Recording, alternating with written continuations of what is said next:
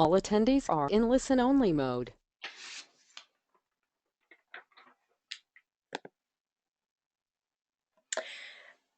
Good afternoon, and welcome to the webinar hosted by the Investor Responsibility Research Center Institute and the Sustainable Investments Institute on a new report, How Leading U.S. Corporations Govern and Spend on State Lobbying.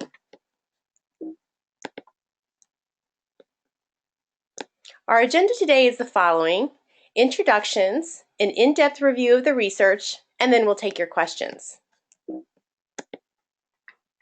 In terms of logistics, all the attendees are in listen-only mode, but we do encourage your questions. To ask a question, just type them during the presentation into your control panel in the question box. After we've run through the research findings, we'll read the questions aloud and respond to them. This session is being recorded and will be posted on our website, www.irrc Institute, by tomorrow. We encourage you to share information about this research report. You can find us on Twitter at IRC Research or at SI2 News.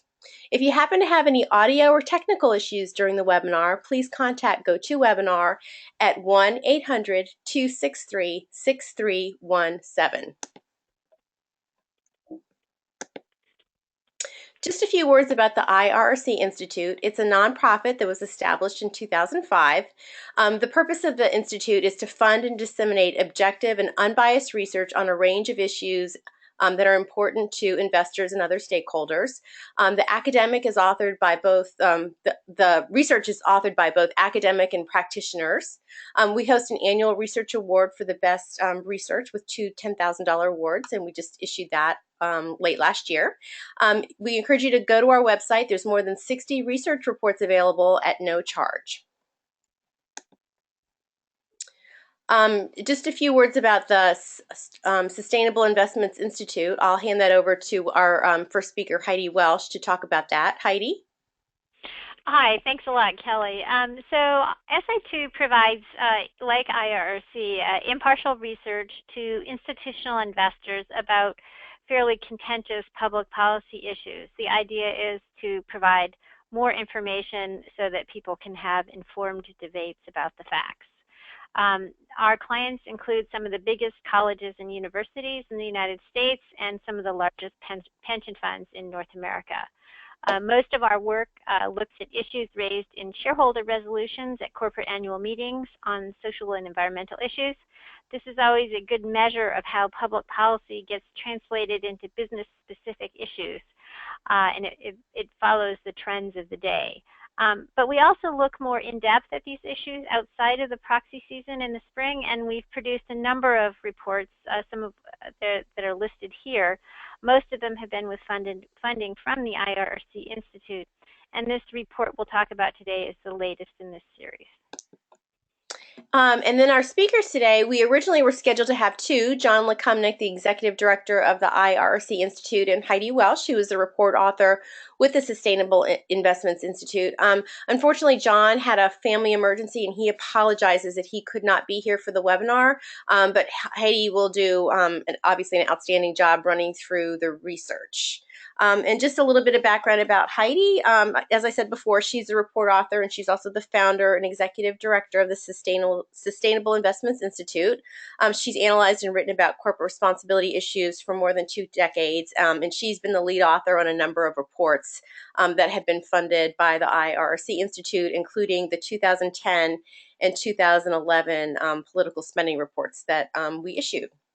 And with that, I will turn the presentation over to Heidi. Heidi?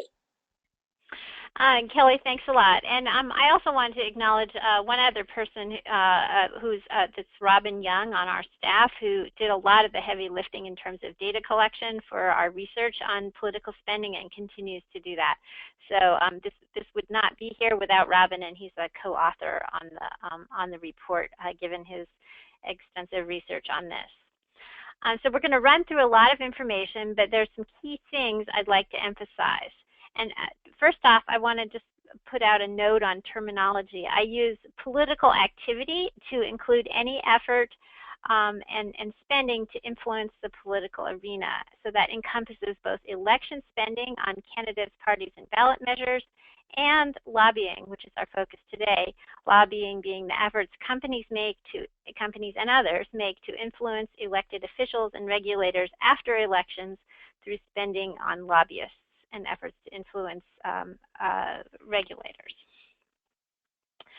So the first sort of key finding for the study is that investors really clearly want more information about how companies spend to influence public policy through lobbying.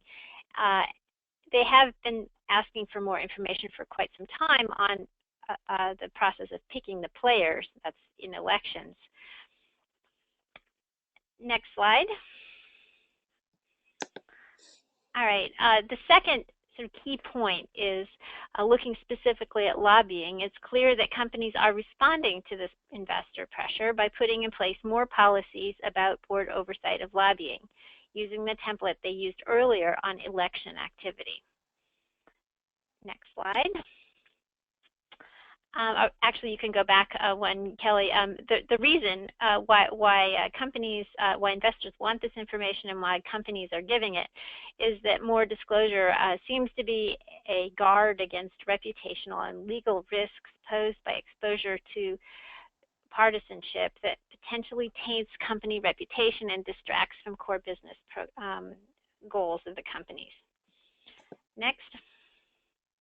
So our third key finding is, and this is the most, the new information really that we have to disclose, is that there's very limited reporting by companies on state lobbying. We'll see that it's hard to find out how much companies spend to influence state policy. Mandate disclosure exists in just about half of the states, and voluntary disclosure of the spending is pretty much non-existent. I'll go into more detail about what you can learn, that spending seems to skew to the largest companies, and that it's quite situational with big variations year to year. Next slide. Okay, here first I want to flesh out the nature of investor interest in the issue. Here you can see in these two charts that the long-standing interest in election spending, as measured by shareholder resolutions filed on the subject, has dropped a little bit in the last year. Partly this is because companies now have policies in place, as the Center for Political Accountability shows in its CPA-Zicklin Index that's released each fall. And it's not that companies no longer think election involvement demands a policy, but rather that they have sorted out a way to address the risks it poses by good governance and disclosure using the CPA's approach. But lobbying proposals, as shown here in the red lines, have really increased a lot in proxy season. The increase is even more dramatic if you look at how many of these proposals end up going to votes. Many more of those are about lobbying, as you can see in the chart on the right. Next slide. Okay, here you can see that while there's been an increase in the number of proposals withdrawn, which usually happens when companies and shareholder proponents reach agreements, the number of withdrawals in the last couple of years has fallen. Now, this reflects what seems to be a more contentious nature of relations in proxy season in general between companies and investors on social and environmental issues. The number of proposals withdrawn has been dropping in the last couple of years. I think this is a reflection of the sort of national discourse. It's also a reflection of proponents asking for more and companies maybe digging in their heels a little bit. Furthermore, if you look on the right, the support levels for disclosure proposals are rising on lobbying and election spending, but the big early gap between election spending and lobbying proposals has tightened up some. Next slide. So now we'll take a look at the voting results from proxy season. Shareholder resolutions on social and environmental issues rarely receive majority votes from investors at large, but in the case of political activity, this is less true. A dozen proposals have received support from more than half of the shares cast for and against since 2010. 7 of those have been on elections and 5 on lobbying, as shown on the chart here. On the right, you can see the distribution by decile for the voting results, with close to 60 votes above 40% since 2010 and more above 30%. For those not familiar with shareholder resolution votes, a rule of thumb is that corporate boards generally pay attention if at least 20% of their investors ask about an issue and display that support in shareholder votes. For political activity, both elections and lobbying, we've clearly passed that threshold, which goes a long way toward explaining the uptake in corporate policies on the subject. Next slide. So I want to give you some context for the findings of the study. SI2 has been researching key performance indicators about corporate political activity since we started up back in 2010, and so we have a pretty good idea of the policy trajectory. Put simply, companies take this issue seriously. At this point, 90% have some sort of policy on political involvement. 3/4 of them explain who at the company deals with the issue, and half have in place board oversight. Reporting about spending lags these figures, but it's still done by about 40% of the S&P 500. That's up from only about 15% at the start of the decade. Next slide. Now we're going to dig into lobbying. Policies that encompass lobbying are less common, but it's still mentioned by close to 2/3 of the S&P 500. Half of the index provides some information on who makes lobbying decisions. Board oversight lags a bit on lobbying, but it's still in place at 1/4 of the companies, and that's up from only 15% back in 2013. Reporting on lobbying expenditures to investors is still pretty rare. It's less than 10%. That still has increased from almost nothing a few years ago. So we every year have done this audit of company policies and looked at what they have disclosed publicly. There's a little bit of missing data in the early part of our chart here. Next slide. People looking at corporate political activity have focused for a long time on following the money spent by intermediary groups that aren't required to disclose their donors or their members. This includes most prominently trade associations that spend on both elections and lobbying, while also providing policy advice, education, and networking to their member companies. It also includes other nonprofit groups, most often the 501c4 social welfare groups that are organized to educate the public about issues. That can play out in both elections and in lobbying after elections. Both groups are sources of what some call dark money, which has helped push up election expenditures, especially since the Citizens United decision on elections back in 2010. But lobbying spending by both types of groups is much more substantial than what gets spent in elections. In our reports we did for IRC a couple years ago, we found that something like 90% of discoverable federal lobbying and combined with corporate election spending on both the federal and state level entities, out of that total, lobbying made up about 90%, and that wasn't even looking at state lobbying. So in response to this attention, company policies about these intermediaries have really proliferated. So most often mentions trade associations, as you can see on this chart. The other nonprofits are mentioned far less. Just under 1/3 of the S&P 500 do so, but this is still more than in the past. And many more companies now talk about which groups they are members of, 45%, more than twice the level of 2011. Companies are relatively more reticent about disclosing how much they pay any of these groups, however, although this has still grown to just under 1/3 of the total, 3 times more than back in 2010. Next slide.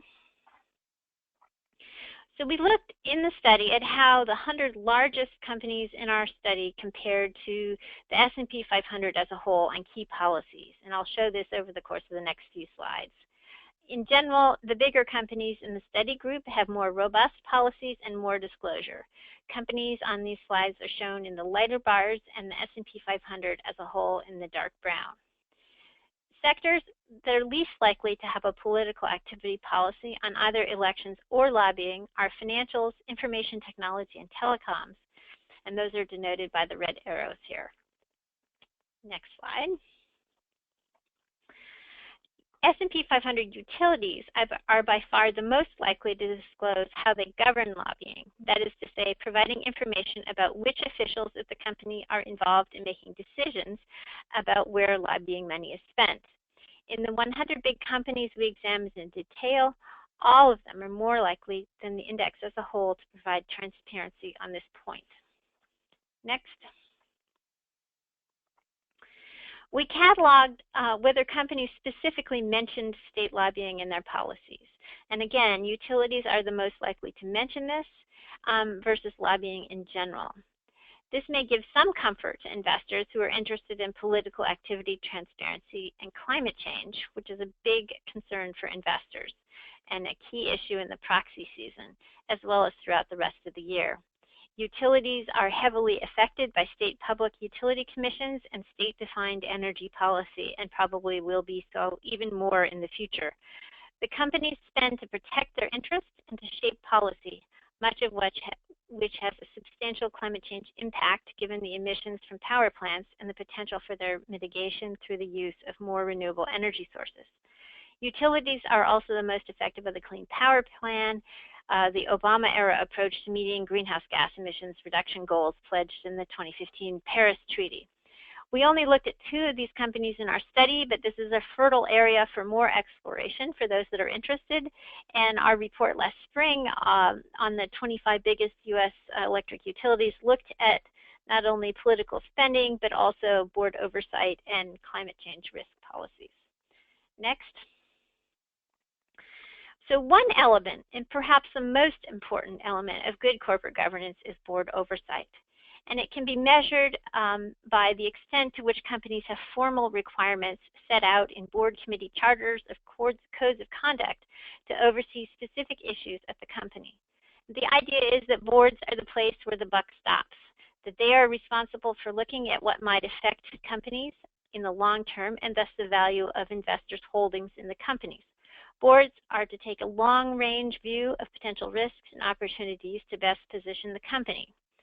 This good governance approach can overlap with good government concerns in the political arena that are expressed by public interest groups interested in democracy quality, but it's a little bit different.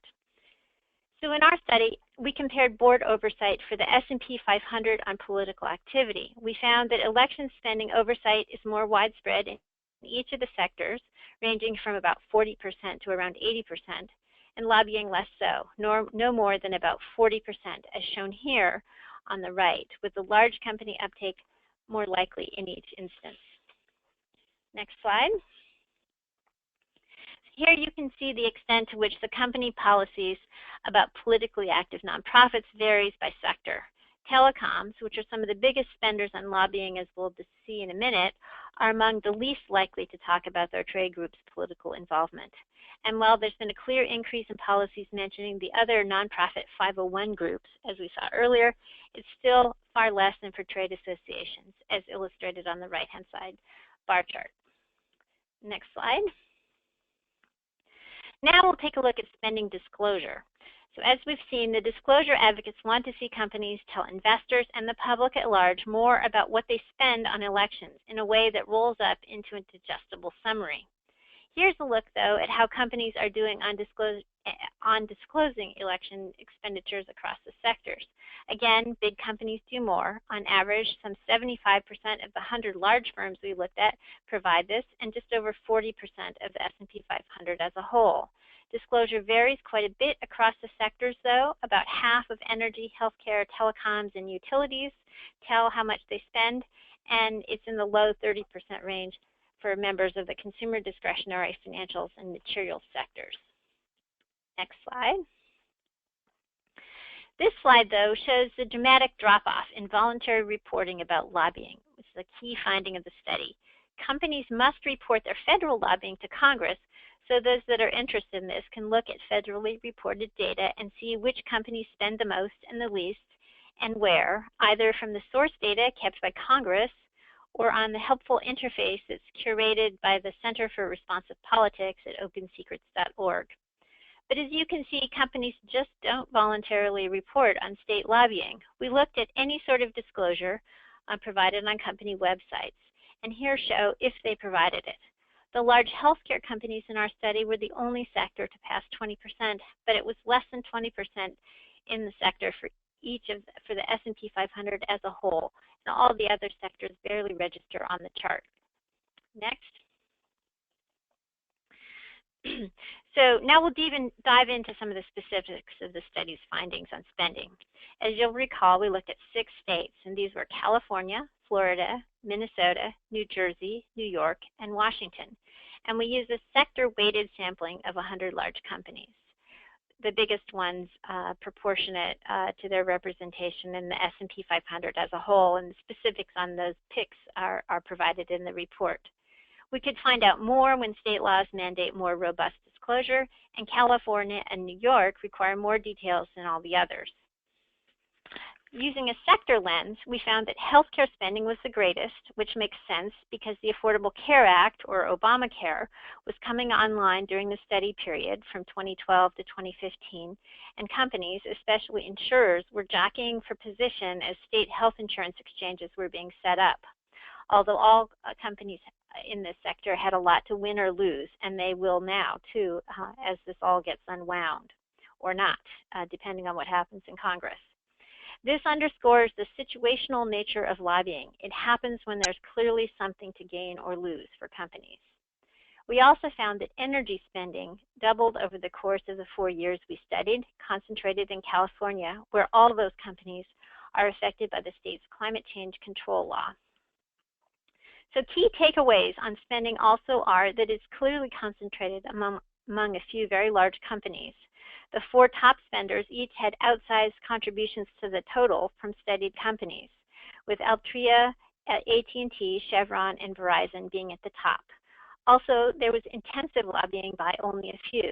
As I'll explain, we used a revenue normalized metric to assess spending intensity and found Altria, the parent of Philip Morris USA, spends orders of magnitude more than its closest competitors and 4 times more than the next closest, Pfizer. Next. So here you can see how spending varied by sector over the 4 years. Healthcare spent $41 million in the 6 states, as I mentioned, but the energy spend went up the most. And so we took a look at that. Next.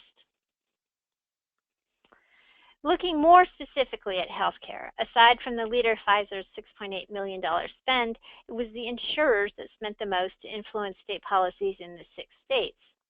Again, this makes sense as they had the most to win or lose from those state exchanges, which were set up in both California and New York, where the laws give us data to examine information in more detail. Clearly, drug companies had much to gain as well as hospital companies, but the spend was just a little bit smaller. Next. As we'll see in a minute, the energy lobbying was most substantial in California. So we looked under the hood there at individual companies. The result, again, underscores that lobbying is often local, although California is a pretty big neighborhood. Chevron has taken issue with California's climate change law and spent heavily relative to other energy firms in efforts to ensure that its viewpoint is heard as the state has been implementing the law. Other energy companies also ramped up their spending, but no firm comes close to Chevron's totals, which was more than half of the energy sector spending over the 4 years, or for the company, a total of about $15.65 million. Next. As promised, here you can see the state distribution of spending by the 4 biggest lobbying companies. While Altria spent across the board, particularly in New York, and both the big telecoms, Verizon and AT&T, lobbied in all the states, Chevron's spending was aimed most particularly at California, as this chart really shows very clearly. So there's a note on telecom spending. State regulation and laws are changing as our communications networks form or switch from the old analog wired networks to new wireless and digital networks. So things are in flux. AT&T and Verizon are competing for advantage in this new age of communications with different regulatory setups, and they're spending a lot as they do this. AT&T spends the most. Altria spends everywhere to influence the shape of tobacco control laws, which I think is not a surprise to anyone.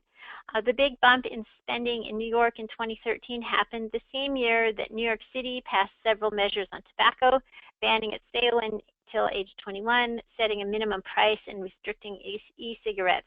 These measures never reached the state legislature, and they're not measured here, but they may provide an explanation for why there was a lot of lobbying that year at the state level.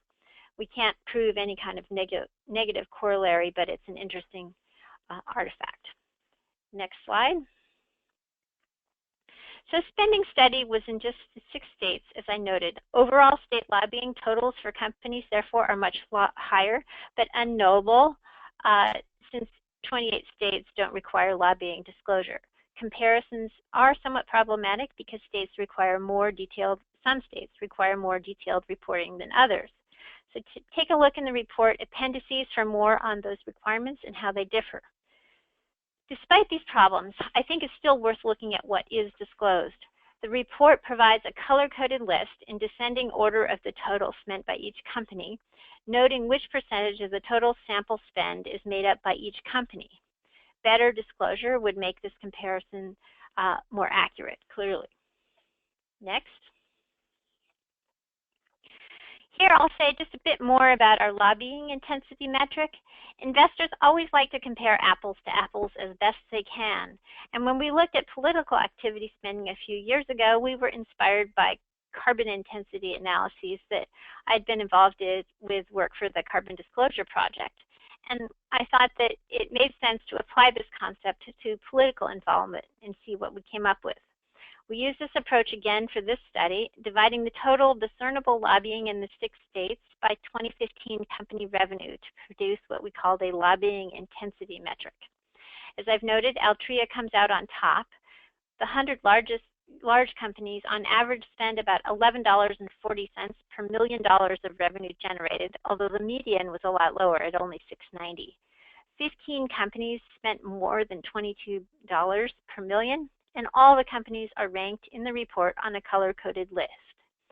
These figures would be much higher if we had data on all 50 states, of course, and if we included federal lobbying as well. Next.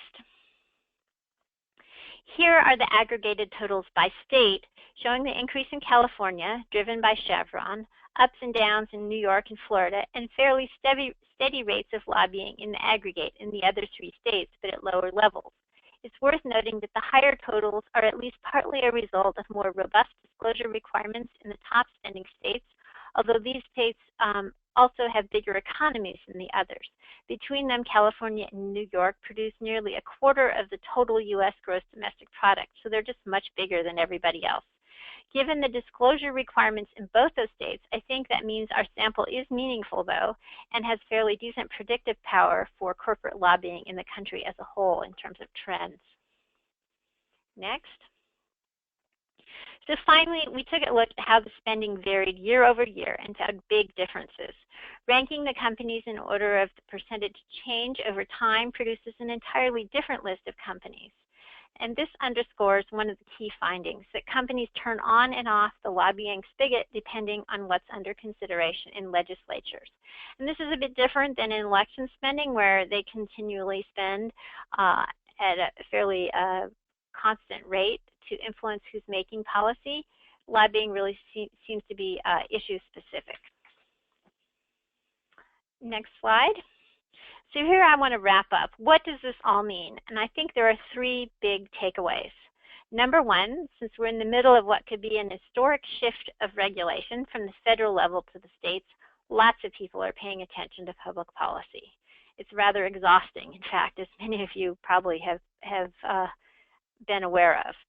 And because of this shift, companies are likely to spend a lot more money than in the past. Number 2, precisely because the picture of corporate influence in the states remains pretty fuzzy, we may see more pressure for additional lobbying transparency as states start making important decisions about everything from healthcare policy to environmental protection and other hot-button issues like LGBT rights and religious rights. So that brings me to my final question, which is, what is the role investors might play in this context? Does it make sense to have a uniform voluntary standard for state lobbying disclosure, as there is for many other sustainability issues? And what should this look like? Kelly is going to present a few comments that John set out, and then we'll open it up for questions. Thanks, Heidi. Again, for any of you who joined late, John Lekumnik had a family emergency and apologizes that he could not be here. But I'll just touch briefly on his slides, and he'd be happy to have any offline conversations in more depth if anyone is interested. He wanted to make the point that although this report is about political spending, the Institute is fiercely nonpartisan. This report was designed just to take a deep dive and look at numbers and data so that can help investors and other stakeholders make informed decisions. So IRC doesn't take a political position on either way on issues. And he also wanted to pass along that the driving reason for commissioning this study was that there are some questions about whether companies, publicly traded companies, have adequate governance of sensitive, high leverage expenditures, political expenditures, whether there is control over those expenditures, and whether there is adequate transparency to share owners to ensure accountability. He also wanted to pass along that, as Heidi mentioned earlier, this issue is likely to grow in importance because more and more policies are getting pushed from the federal level down to the state level. So with that, I will open up the webinar to questions. And just as a reminder, if you have any questions, there's a question box on your control panel. Just type that question in, and then I will read it aloud, and Heidi would be happy to respond.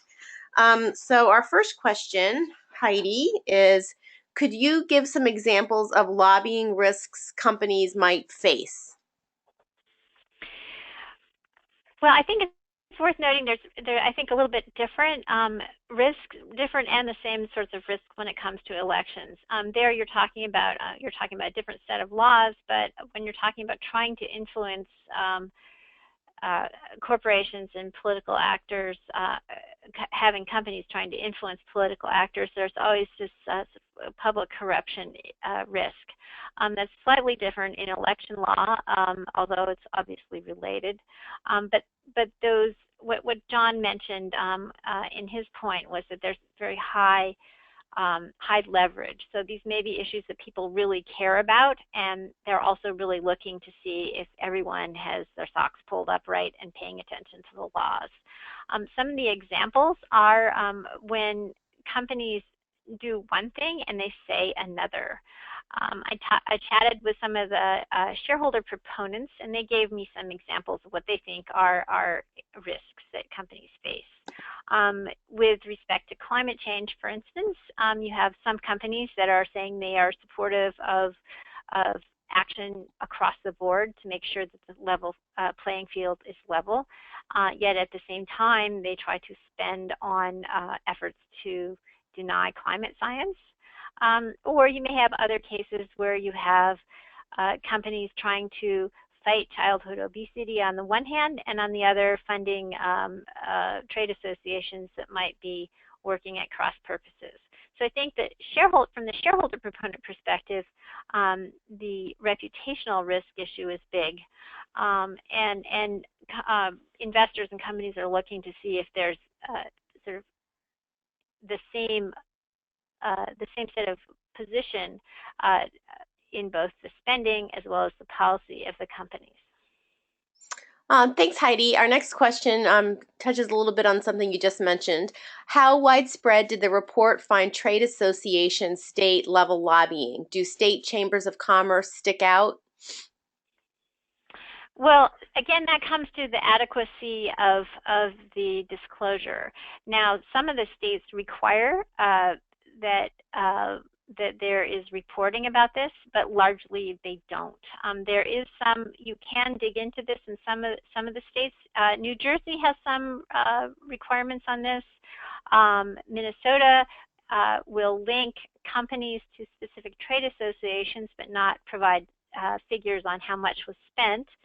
And California allows you to dig into this somewhat as well, but there's really a dearth of data, so it's hard to find. We were not able to go into that in too much detail here, and I think that's another study. Thanks, Heidi. Our next question, why do you think companies do not report state lobbying? Well, I mean, one common response to whether or not reporting is adequate is the defense that we follow the laws. The problem in this case is that the laws are really different in all the different states. So just saying that you're following the law doesn't necessarily mean that you're providing information that's usable to the investors if they're trying to compare apples to apples across the board. And I think the study really clearly shows that we don't have apples to apples data on state lobbying information. Okay, our next question. Senator Sheldon Whitehouse yesterday asked Judge Neil Gorsuch about the identity of contributors to the $10 million campaign supporting his Supreme Court nomination. Judge Gorsuch answered that it was up to the Congress to compel these disclosures. Do you expect to see a spike in corporate spending on nominations? Well, that's a little bit outside the parameters of the study and sort of a federal question. I think what happens when policy changes at either the federal, state, or local level is that when change occurs, there's an opportunity for all the actors to try to jockey for best advantage, and when that happens, more money gets spent. So given the big changes, I think with Trump in Washington and also sort of changes in state legislature control, I think you are going to see more money coming into the political system in general. I wouldn't. I think it'd probably be a little premature to say that it's all going to go towards specific nominees, but clearly there's a lot of money sloshing about. Thanks, Heidi. Our next question. Reports showed drug makers lobbied at the state level over opioid limits. Did this come up in the report? No, we didn't look into that in particular, so I'm just going to beg off on that one. Drug companies have always spent a lot, both in Washington and elsewhere. We did not get into the state opioid epidemic issue, though, here in this study. Thanks. Our next question. Should shareholders be giving lobbying by companies a fresh look due to the current politically charged atmosphere? What new or different rocks should they be looking under? Well, I guess it really comes down to a question of standards. Any kind of question for investors is what's the best practice, and are companies meeting that? And it seems to me that since there is a lot of interest in what's happening at the state level, and that will be intensified, as I said, because a lot of policies being kicked down to the states. And we don't have a uniform standard of disclosure. It's not up to us to decide, what that standard should be, but currently we don't know what is spent. And if people are interested in that information, it might make sense for big institutional investors and others concerned about these issues to come up with a model set of disclosure standards. I think at a minimum, if you were going to do that, you'd want to capture both direct lobbying, say what it was spent on, when it was spent, decide on timing for that. Should it be quarterly disclosure? Should it be twice a year, annual, and should it include indirect spending through intermediary groups? All those lines are going upward in terms of disclosure, as we saw at the beginning. Exactly what those parameters should be and how they should be applied to companies would be up to those that are interested in the data. Thank you. Our next question. Regarding trade association dues, companies sometimes say they don't want to disclose these for competitive reasons. Can you comment on that? Well, I mean, it's pretty clear. If you're an oil and gas company and you're not involved in the biggest oil and gas industry associations, you might miss a bet in terms of paying attention to things. I think it's not fair to say that any industry association is only organized for nefarious purposes. I think that's pretty black and white. There are some real benefits that trade associations provide to their member companies. They help keep people up to speed on what's going on sort of technical issues, which is what you often hear from companies. But it seems like there also is merit in transparency and sunshine. I'm not sure that it is necessarily a competitive problem if you're part of known to be part of an industry group. It may, some people, some companies say that if they disclose how they're lobbying on a particular issue, that it might disclose their strategy. But I don't know. I'm a little skeptical about that. If you're going to be lobbying in the public arena, it's pretty much going to be public unless you want this all to be behind closed doors, and then that raises questions about, I think, the probity of it. It's a tough question, but I tend to come down on the side of disclosure.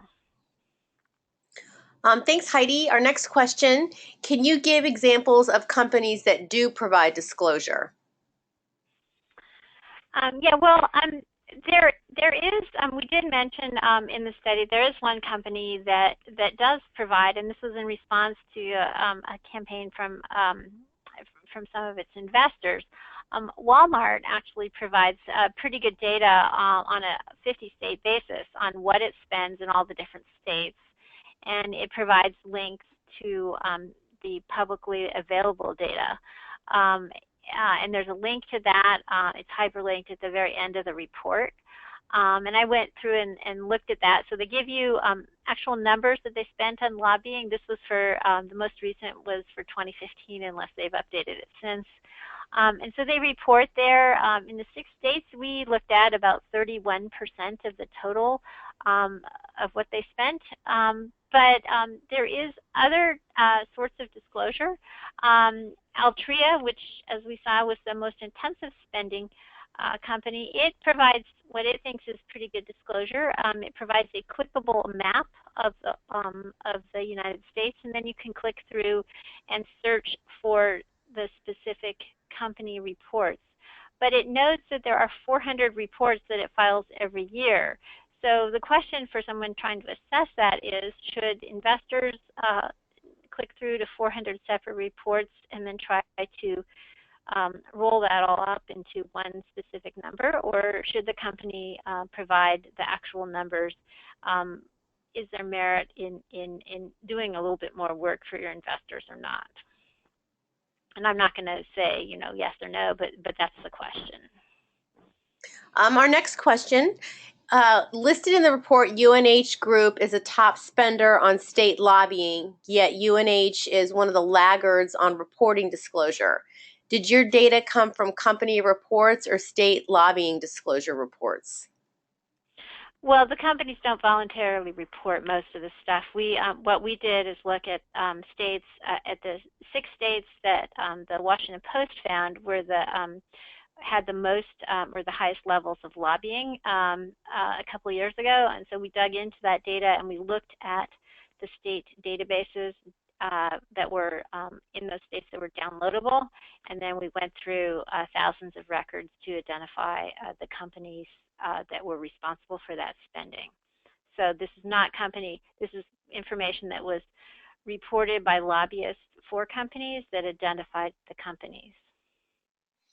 Thank you. Our next question, did you see international companies state level lobbying at all?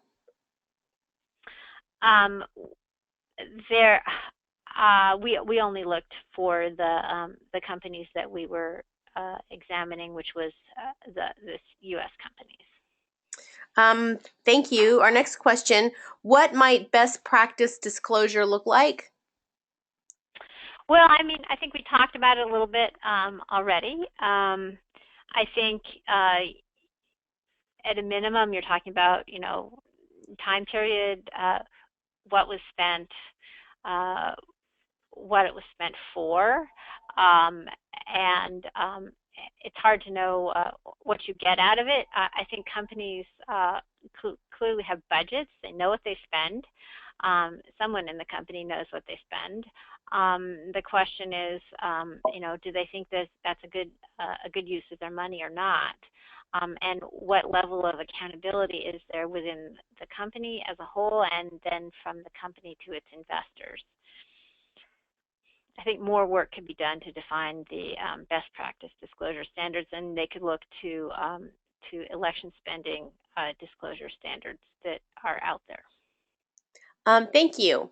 And that concludes all our questions, unless anyone has any final questions you want to send over to us. So thank you all for all those wonderful questions and for your participation and attendance and attention today. If you are interested in listening to a replay of this webinar, it will be available tomorrow on www.irrcinstitute.org, and we also will have this PowerPoint presentation uploaded on the website also. And of course, if you have any follow-up questions, don't hesitate to get in touch with us or with Heidi at SI2. We'd be happy to answer any questions that you might have. And with that, we thank you very much for your attendance and hope you have a nice rest of your day. Thank you.